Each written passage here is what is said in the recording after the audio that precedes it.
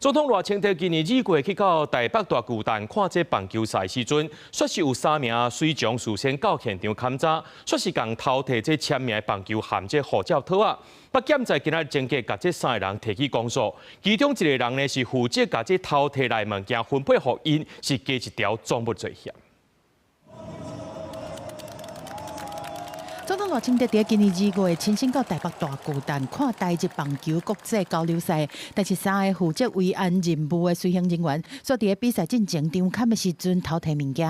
来支援的宪指部社工的校校，伫交流队的休困室偷摕6粒坤坤的签名球，装入去公安局摄导的校校的公事包。设任的中校是伫边仔暗号配合，社工的校校，搁伫停车场的门口摕走6个护照的录啊，交予摄导的校校分配。北检30侦查中嘅，甲3个人提起公诉。 检察官依刑法公务员假借职务上之机会犯窃盗罪嫌及图信被告另犯刑法赃物罪嫌，均依法提起公诉。国安局里面也有扩大来进行这个案子的调查。主犯他是从县职部那边来支援的，对。然后呢，这个知情不报者是国安局特勤中心的人员。是 OK， 所以我们就做完整的处理，而且移送法办。目前有4个护照的录啊无交转来，检方嘛公布警察法院依法没收。涉案的3个人，除了第一时间各记2个大哥列入优先态度名单。公安局嘛表示讲，接落来加强维安编组人员的法纪教育和管考，防止发生这种代志。不过，除了总统看球，中华职棒中信兄弟队嘛透过面册